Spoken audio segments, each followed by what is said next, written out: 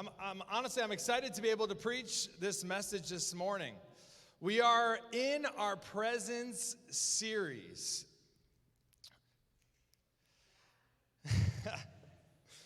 And I'm super excited. I'm very honored. Yesterday, I spent all day with my children. My mom was out of town preaching at a women's conference. My mom was the beautiful woman that was just up here for you, those of you that are not aware. Yeah, she was, I guess which beautiful woman that was up here? There was quite a few. So the one that just gave the prophetic word at the end, the last one with the microphone, that was my mom. Looks the same age as my wife, I know. She looks very young. So she was gone, which meant my wife was with her leading worship, and I was home alone with kids. 4 girls to myself. That meant 5 hours of movies, pizza, and 2 dessert pizzas. And then they were still up when she got home, so we eventually got them to bed. It was an interesting night, to say the least. Lots of sugar. You know, it always seems great in the moment. It's like sin, right? It's like, not that big of a deal, but it feels good in the moment, but it always costs you in the end. And that was the dessert. The second dessert pizza, I think, was probably too much. I don't know if it was, if that was it. I'm assuming it was. We had a pan of brownies and then a large cinnamon roll thing. Oh, and the cheesy bread, and oh yeah, it was good. I'm sorry, I'm getting taken back. But all right, here we go. We're in our Presence series. I'm hungry, obviously. And we're in our second week now, but I want to kind of lay some ground rules, if you will, on what it is that we are talking about when we're saying the presence of God. Because I feel like in our stream, it's something that kind of gets, can get abused. It's a word, it's a thing, it's an action to be experienced. What the presence of God is not, it's not something that we are to attain. It's not a method. The presence of God is not a formula. It is not loud singing. It is not breakthrough. Though some of those things may happen, it is not when all of a sudden my emotions get lit on fire. That is not what the presence of God is. The presence of God is God Himself in the room with us. When I was in elementary school at the beginning of the day, we would do attendance. And they would go around the room and call all the names out. I'm a millennial, so it was like Emily, Alicia, Ashley, Connor, what else? Zach, Tyler, Jessica. And after you would say the name, you would have to say present. And they would get to me, and I was, Matt, and I'd say, yep, present. So the presence of God, and when I would say present, it meant I am in the room this morning. So when we're talking about the presence of God, we're not talking about some abstract idea. We're not talking about some glowing lights or something. It is God Himself, the creator of the heavens and the earth, the one who always was, who is, and who always will be, is saying to us, present. He's in the room declaring, hey, I'm present with you here. We've said pretty frequently that this church, we will close the doors if the presence of God is not here with us. Like, we care more about the fact that God is here moving than we do about doing church. And what we're saying when we're saying that is, it's not like, hey, if people aren't emotional, then we're closing the church. What we're saying is we want to be where God is doing what God is doing. We want to be present when He is being present. We want to be a part of what it is that He is doing here on the earth. And if it's not happening in this church, then why would we be here? Jesus said it like this. He said, I only do what I see the Father do, and I only say what I hear the Father say. Moses says, as my mom had just mentioned earlier, Moses said, look, I'm not going to go forward unless your presence goes with me. Means, why would I labor in vain? Why would I want to just go through the motions of life if you're not doing what I'm doing? We don't ask Him to come and do what we're doing. We want to find out what it is that He is doing and partner with Him here upon the earth. We want to be in the room when He says, hey, I'm present. We want to be right with Him when He says, hey, I'm here. Nothing else matters. So there's a few different ways in Scripture that God chose to reveal his presence to us.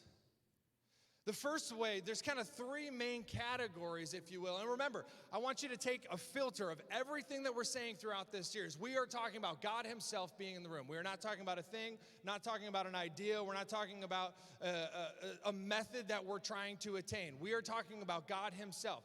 So one of the ways that he chose to reveal himself is with the omnipresence of God. This means that he is present absolutely everywhere. At all times, whether we feel him, whether we see him, whether we experience him or not, he is present. Let's turn our Bibles to Psalm chapter 139, verse 7 through 10. Can I get a water up here, please?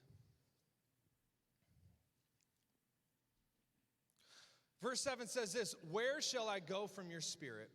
Or where shall I flee from your presence? If I ascend to heaven, you are there." Thank you. "If I make my bed in Sheol, you are there. If I take the wings of morning and dwell in the uttermost parts of the sea, even there your hand shall lead me, and your right hand shall hold me." Jeremiah 22, verses 23 and 24 says, "Am I a God at hand, declares the Lord, and not a God far away? Can a man hide himself in secret places so that I cannot see him, declares the Lord?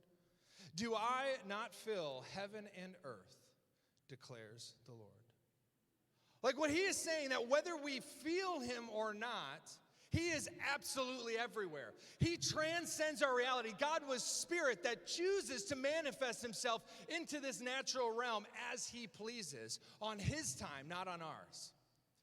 He lives in this reality. Hebrews 11 says the things that are seen are made by that which is unseen. The unseen reality that he lives in, that he exists in, that he existed in before this reality of time even came into being, is more true than this natural realm itself. And so if we're waiting for him to manifest himself in this natural realm before we believe him, we're missing the point, because the unseen is actually more true than the seen is. God is spirit that chooses in harmony to show us that he is absolutely everywhere, but he's also right here with us from time to time. He manifests himself in that way. But there should be always an awareness of the omnipresence of God. He is all powerful. He is all-knowing, and he is everywhere at all times. That means if he's with Timmy, he's also with Tommy. He is absolutely everywhere at all times. He is all-powerful. He is almighty. And he's our King. That is some good news. For those that have a little Reformed background in them, Abraham Kuyper, who was a theologian and a politician, said that there is not a square inch in the whole domain of our human existence over which Christ, who is sovereign over all, does not cry, "Mine." Absolutely everything upon this earth, Christ is sovereign over. He is presently aware of.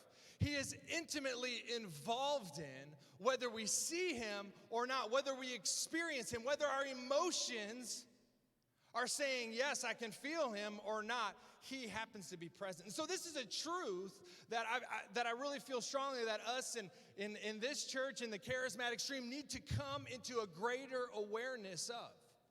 That whether or not we see him, whether or not we feel him, whether or not we know he is working or not, he is present because he is omnipresent. He is everywhere at all times. It's just like what Pastor Kathy was saying about in the dark season when we're walking into the night and we cannot see, we cannot hear, we have no idea what is going on. Regardless, we can rest easy in knowing that he is present with us. It does not matter. Our emotions do not sway the truth of the reality that the unseen realm is more real than the circumstances, the situations that I find myself in, that he is faithful regardless of what I feel in the moment. That he is present. I can lay back. I can rest in that presence. You know, I oftentimes wonder that when we get in a corporate setting like this, and we're asking the Lord to come and move in this place, and we will talk about he does manifest himself from time to time. But I wonder how many times we're actually just stilling ourselves to make us aware that he's already in the room. That went over better than I was expecting. He's already here. We're not trying to conjure up something. See, we as Christians, because of the blood of Christ, because of the free access that he gave us, the thing that he already did, we don't have to conjure up a potion or an emotion to make sure that he's real and that he's moving in our midst. We get to rest easy in knowing that he happens to be here. Because he existed before all of this existed. Because he lives outside of space and outside of time. He habitates in an unseen realm and chooses to create in this realm that we live in for now. The second way that God displayed his presence throughout Scripture is through the manifest presence of God. This is when he comes from an unseen realm and shows up with our natural eyes into this seen reality that we are living in. We see it in Acts chapter 9 on the road to Damascus. We see it as a burning bush. Moses is walking and a bush is on fire. Like God decides to manifest himself into this seen realm, to show himself, to show the reality of who he is. Right in our midst. He was a cloud by day. He was a fire by night. He was another in the fire. He shows up as a reminder that he is present with us in our circumstances and in our situations. And I believe we've experienced that in this room. You know, we've seen when God fills the room with a cloud. Or yeah, I was just reminded of a time we were over in Ann Arbor. How many of you have been in one of those services where it's like all of a sudden you can feel you are so close to the spirit realm? It's like there is just a thin veil between us and eternity. We, at any moment, it's just going to pop through and things are going to start happening. Well, we had one of those pop-through moments when we were in Ann Arbor. This is some years back. My wife and I were there at a church there, at Barbara Yoder's church. And we're in worship, and this gentleman, who's actually since passed away, he says, everybody, lift your hands into the glory realm. And I'm like, okay, well, that's weird. Okay, I'm going to do it anyway. And I lift my hands up in the air. And as the whole room does, I believe what was taking place was everybody, it was a point of contact for faith to be activated so that we were all made aware that God was in the room. And so this point of contact takes place, and everybody lifts their hands up in the air. And all of a sudden, out of nowhere, I hear this lady start screaming. And she's bawling her eyes out, running to the front of the sanctuary. She's probably 85 years old. And she's screaming, the metal is gone. The metal is gone. And so she's screaming that metal has just evaporated from her body in this moment. Now, this lady's 85 years old. She's been around long enough to where she doesn't need to impress anybody else in the room. Like, she's already gotten over that at this point in life. She's not doing it for anybody else. She is overcome by the goodness of the Lord, and she is screaming, the metal is gone, and she's bawling. As this happens, I look over, and Rachel's pants are covered, I have this on video, are covered in gold. I've shown this video to some of you in the room. All of a sudden, her pants are covered in gold. I look up, and a cloud appears in the room and disappears. This happens in like 3 seconds. That will boggle your mind. You see, we hear things like that, and we're like, oh, but that can't be God. Do you realize that we live in a natural realm that was created by an unseen realm? The fact that we even exist and breathe is a miracle in and of itself. And we seem to find it difficult then to believe that he's still moving in miraculous ways here in our present life. He takes the unseen realm and manifests himself in the seen realm. We've seen it here with healing. Maybe we're in worship and all of a sudden God touches something in our emotions. He's manifesting his presence. He's saying to us, hey, I'm present with you right now. Maybe we've had and we've experienced physical healing in our bodies. It's a touch from heaven where he's saying, hey, I'm present with you right now. I was at work this past week, and we're currently in the process. I own a coffee company called Mudpenny, and we're currently in the process of launching a new coffee line. And I was meeting with somebody that does marketing for retail stores. And their primary market is Meijer, but they also do some work with Spartan Nash. And they only make money based on the commissions from the product that's sold to Meijer or to Spartan Nash or wherever it is that we're selling to. They basically get a royalty, a small commission, a percentage of the sale goes to them for the work that they have done. Now, a company like that, it's kind of difficult for them to want to, especially if they're a well-established company, to want to work with somebody like myself that just doesn't have any retail presence. We don't have a big brand recognition. Basically, they'd have to put a lot more work in than what they're going to return unless it really blows up in a good way.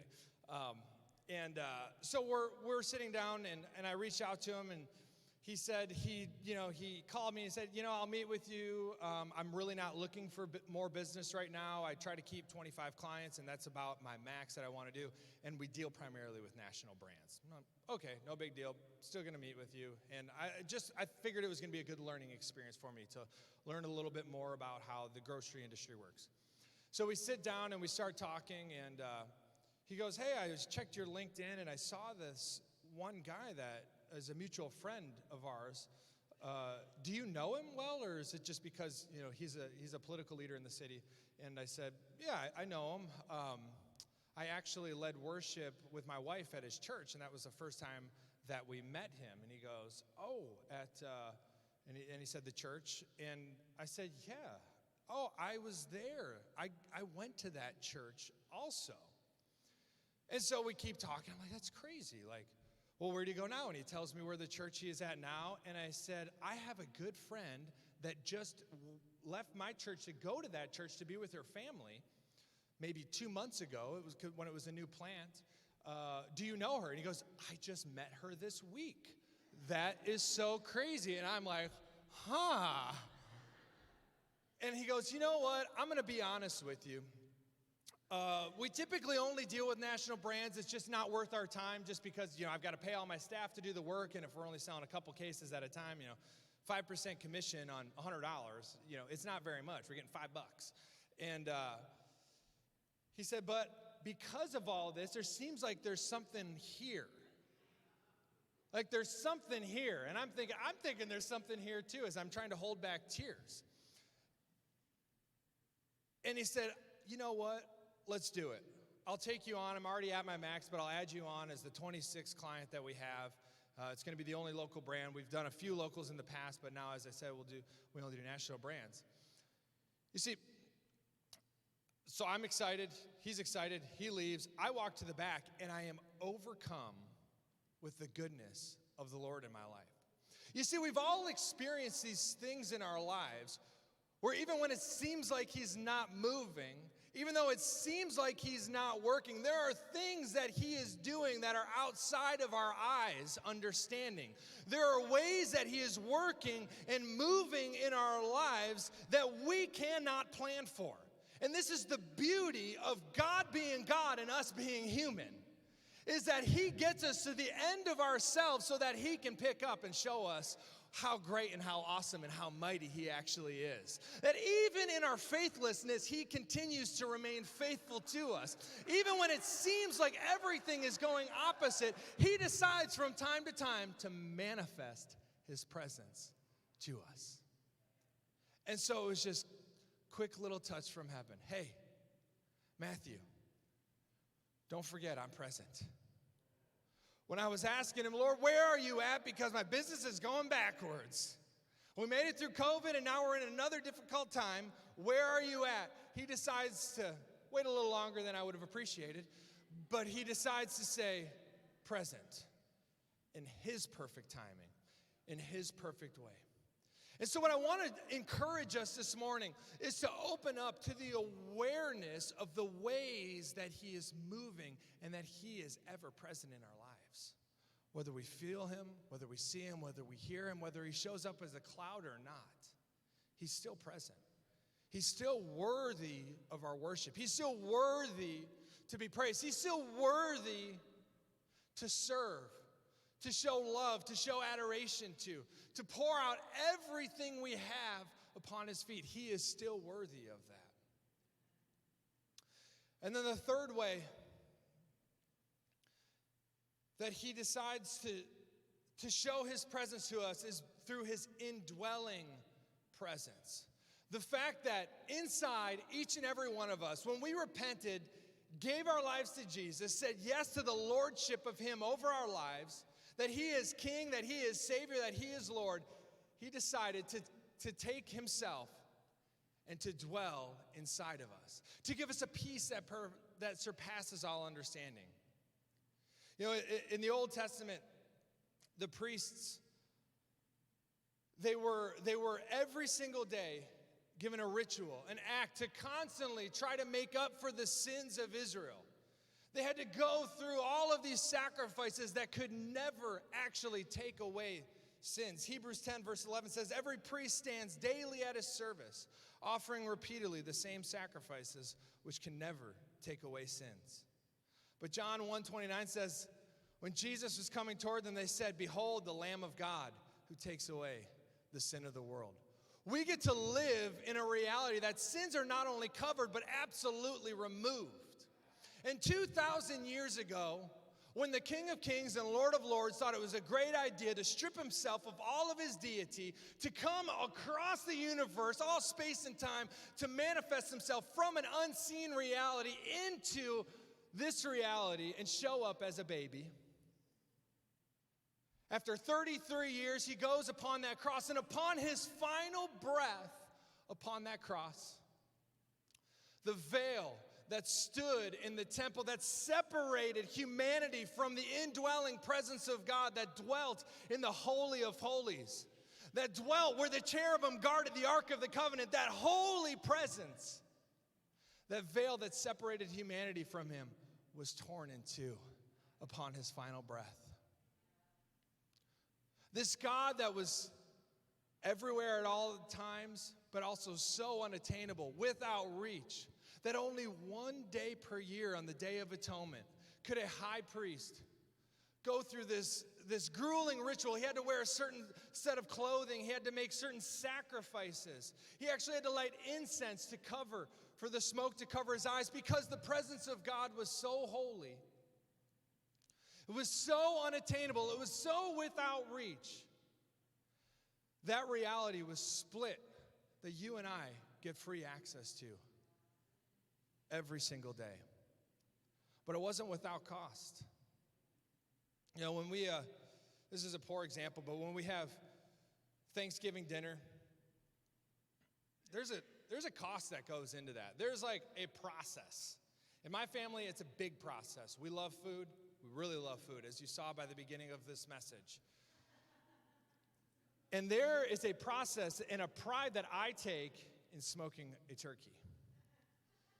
I scour Grand Rapids, and I find the best turkey known to man.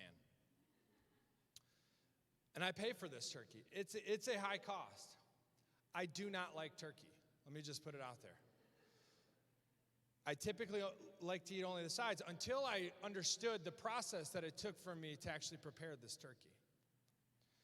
And when it comes to Thanksgiving Day, you better believe that I celebrate. I tell everybody about everything that I did in order to prepare the turkey. I let them know the process that it went through, the brining that took place, the fact that I have a cooler large enough at one of my restaurants to even house this process. Like, it is a big deal to me. And then I talk about how much that restaurant cost me in order to be able to brine this turkey inside the restaurant. This is a $500,000 turkey. By the time we are about to take the first bite, we are millions of dollars down the line. But because I understood the process, you better believe that I savor the moment. Can you imagine going back to ancient biblical times, finding the high priest at that time, say, hey, I know the time's about here. Like, I know that you've experienced God's presence, that every once in a while he'll sovereignly show up to the people of Israel. He'll decide to come maybe as a cloud or as a fire. I understand that God is you can see his presence in nature, but that he's hiding in that room. And I know the process that it takes for you to get into that room. And then we tell him, did you know I get access to that all the time? Understanding what it took to actually get access to the Holy of Holies, to see the Lord face to face, would shake that person to the core. If he honestly knew that at any point, in any moment of time, we get the privilege to walk into the presence of God because of a sacrifice that was made that we did not deserve, a sacrifice that was paid for, the requirements in order for us to walk boldly into his throne was taken care of 2,000 years ago. And we so casually enter and exit his presence as we please. How do you think the high priest would feel understanding the reality that we have and how we maybe take it for granted? You see, the presence of God is not something, it's not some emotion, it's not some idea. It is God himself that decided to take himself out of what was built with human hands and to put himself into something that was built by his hands. You and I. We house the Holy Spirit, the presence of God, the indwelling presence lives inside each and every one of us. And he says to actually conduct our lives in a manner that is worthy of that presence that lives inside of us, that we so flippantly go throughout life with. Get in all of our arguments and all of our emotional, And then we go and we tell the high priest, I know that you only get to see this once a year real quick and you got to guard your eyes from it. This is a privilege that you and I get that I do not want us to take for granted. And I know that this church celebrates the presence of God, but I think there's a greater amount of honor that God is calling us into with his presence. He's calling us into a greater amount of fear and awe of who he is. Brother Lawrence was this monk in his 15th or 16th century. And he said he made a habitual practice of the presence of God. What he was saying was he, every single day, at all times of the day, made himself aware that God is with me. Made himself aware that God is here in the room right now. Whether I feel him, whether I see him or not, I know that he abides within me. You know, I was thinking the other night, before I was going to bed, and it's when everything calms down and there's stillness in the room, and all I could hear was my breath. And I was thinking back, and I thought, wow, I have breath in my lungs. I get to live today. And then I was thinking all the way back to the origin of the breath that is in my lungs.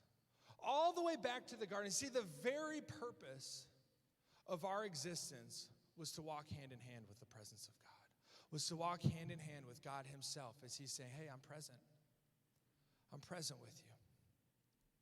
But before he was able to do that, in Genesis chapter 2, verse 7, it says, then the Lord formed the man of dust from the ground and breathed into his nostrils the breath of life, and the man became a living creature. I was thinking about the fact that there was one breath that set into motion all of humanity and all the future of humanity.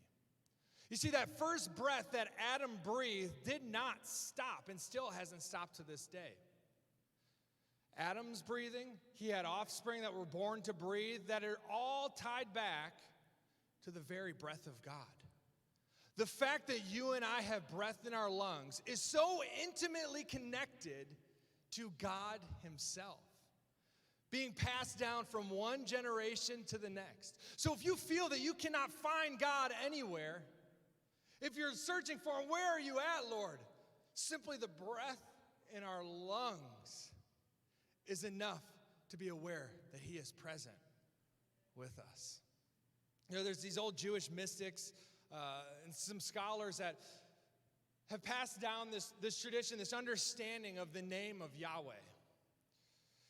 In the Hebrew, as it's roughly translated, when God revealed his name to Moses, as it's roughly translated into English, it's translated without any vowels. It's only consonants. YHWH. And these Jewish mystics, they believed that how to pronounce that name, YH, is an inhale, WH, exhale, Yahweh.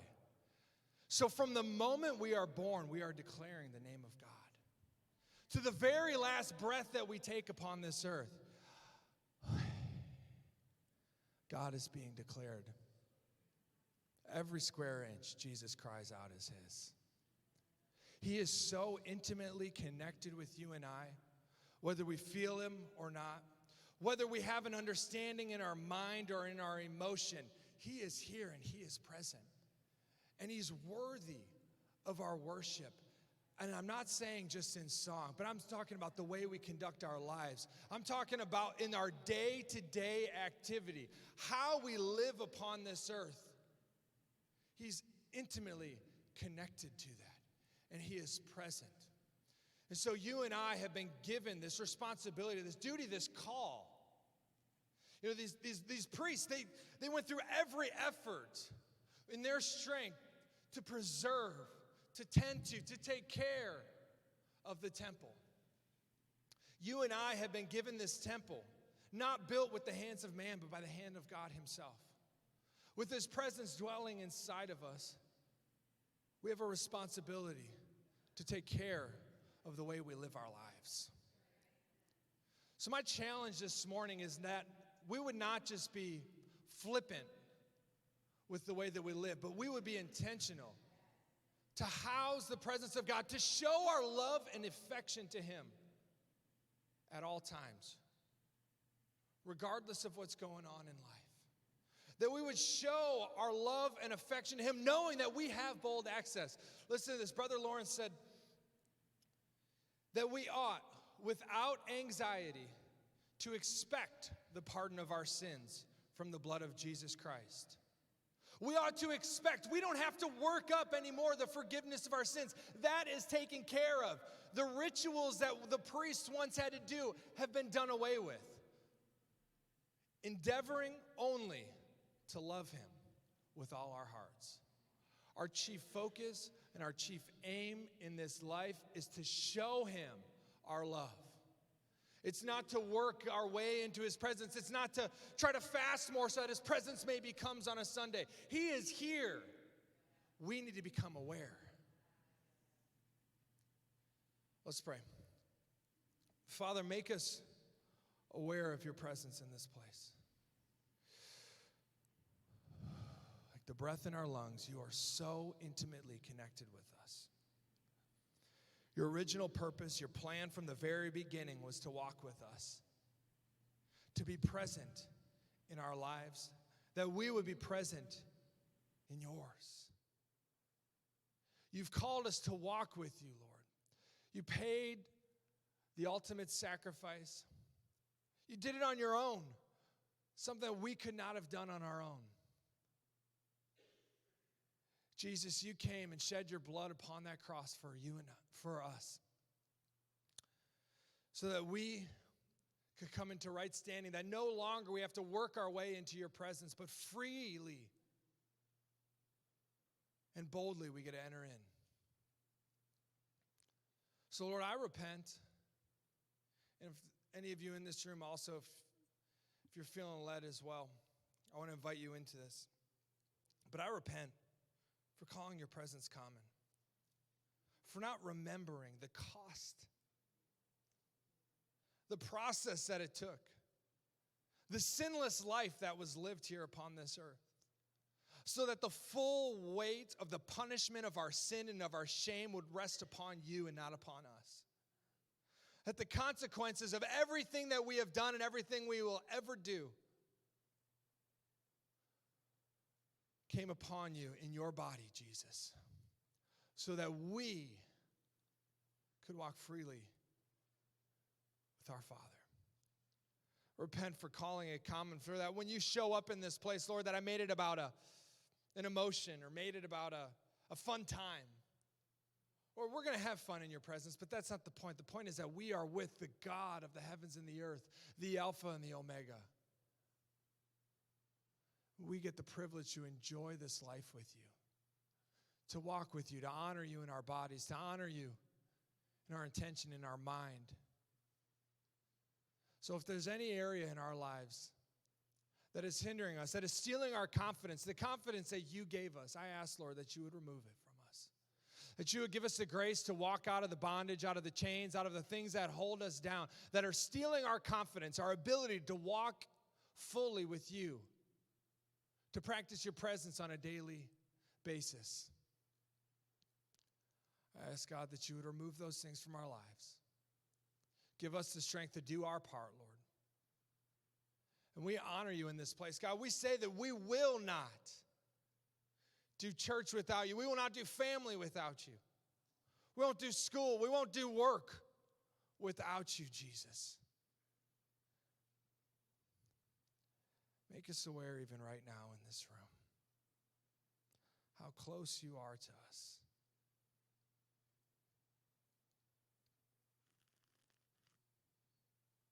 Still our minds, Jesus.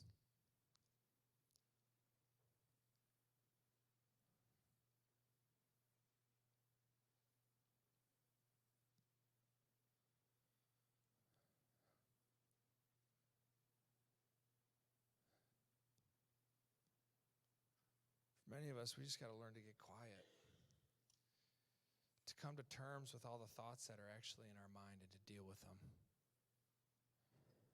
Many of us are so afraid of being alone and so afraid of the silence because all the pain that's harbored up inside, that pain doesn't go away unless we get alone with him. It can't be covered up. It can't be cast out. It can only be healed by him.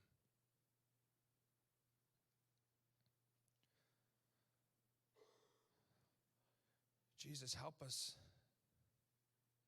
to become well acquainted with the still, small voice that you speak with. Not looking for the next greatest moment, not looking for the next greatest experience, encounter, time of anointing, Lord, but that we would rest easy in knowing that you are already with us. Help us to be more aware of you.